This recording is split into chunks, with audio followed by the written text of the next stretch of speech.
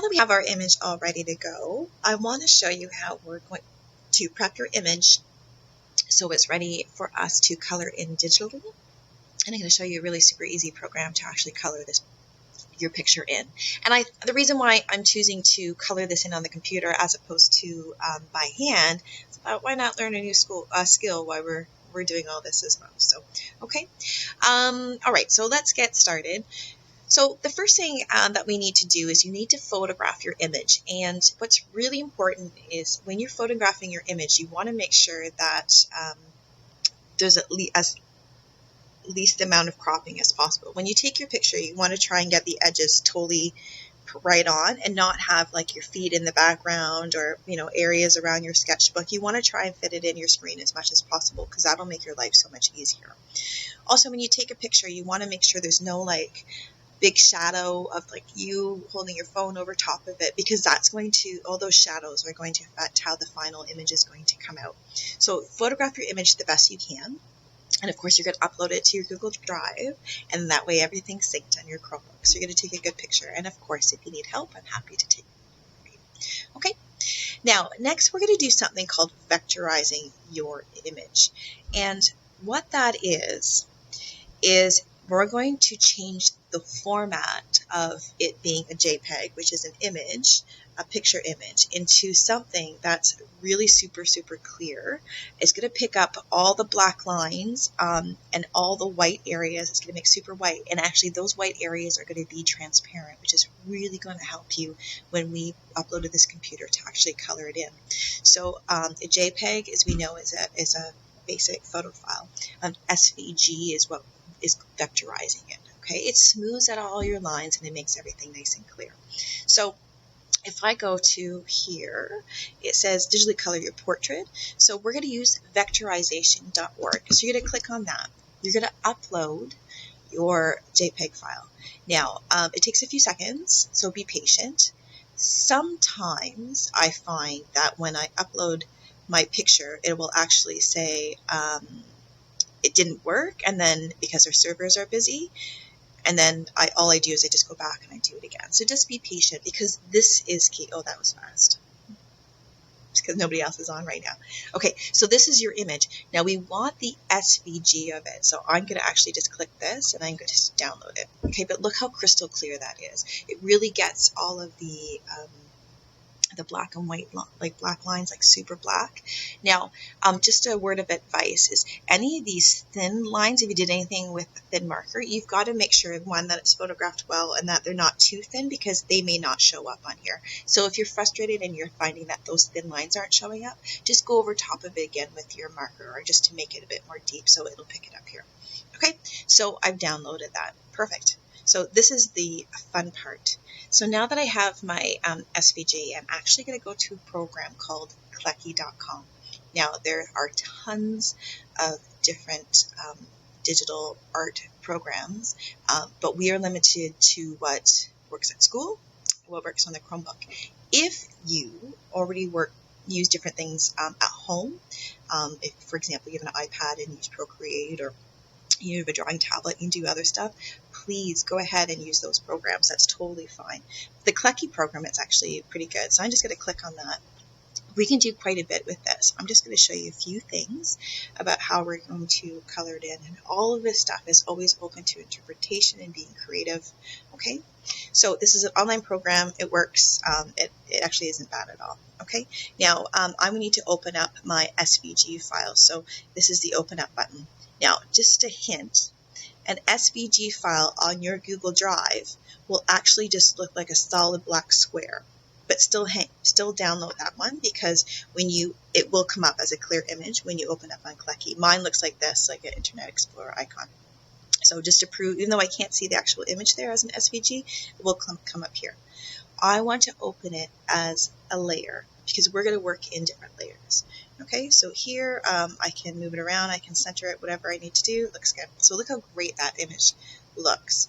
Okay, now under layers here, there is where you see layer 2 is the actual image that we have. And if you see the checkerboard marks, that means that what we see white is actually transparent.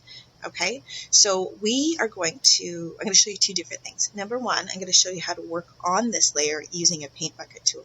I'm going to go back to brush. So there's not a lot of tools. This is like the simple version of Photoshop if you've ever used it, but it's good enough for what we do.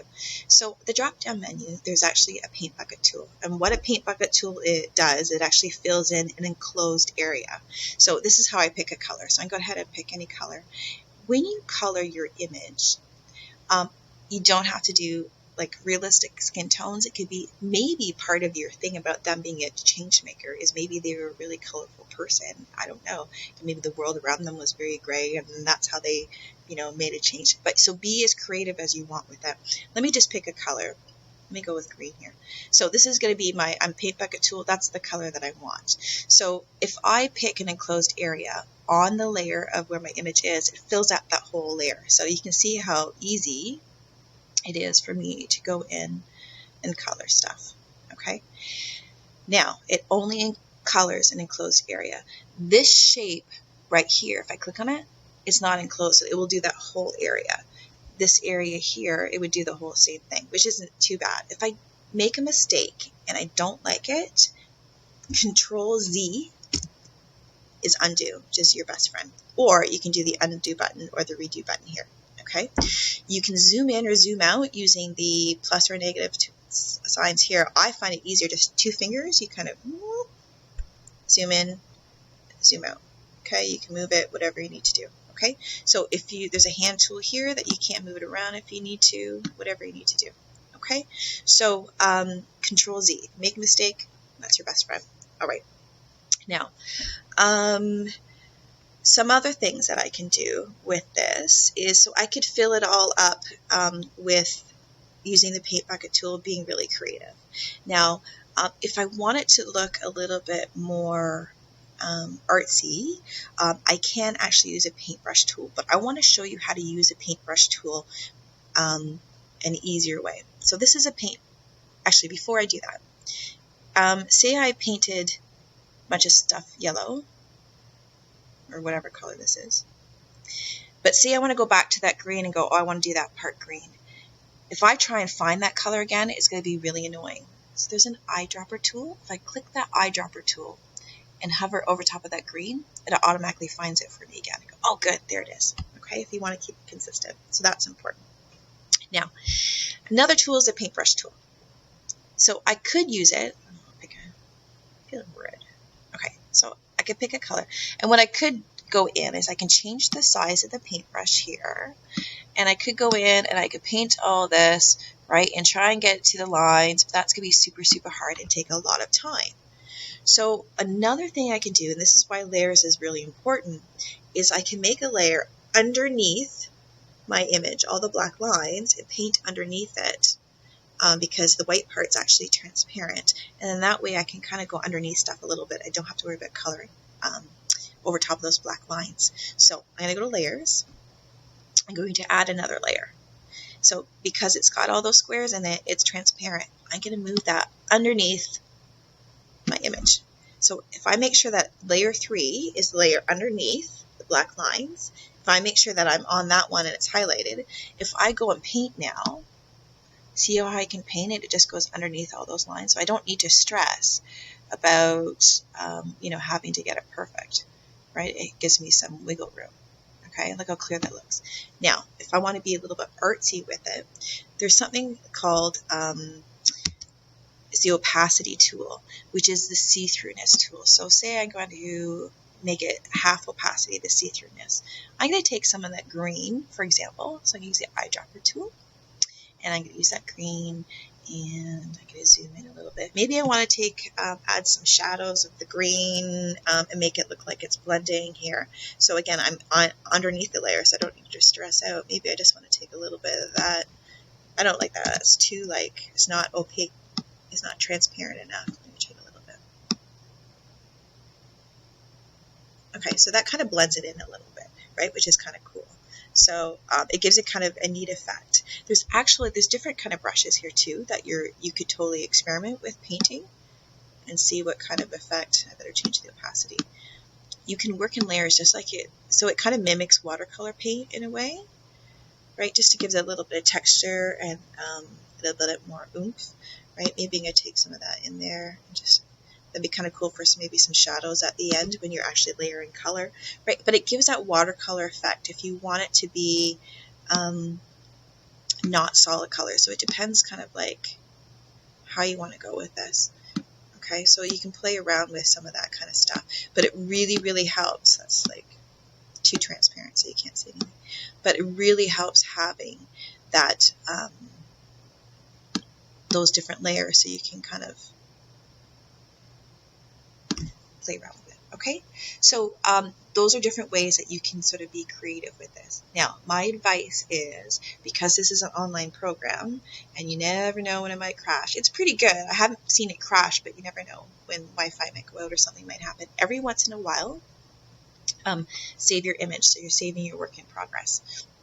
When you are done, then just, that's how you just save the whole thing. Okay, so just remind you that, say you do all this like funky paintbrush stuff, if you want to go back to the paint bucket tool, say I wanted now to, I'll use a blue color as you can see.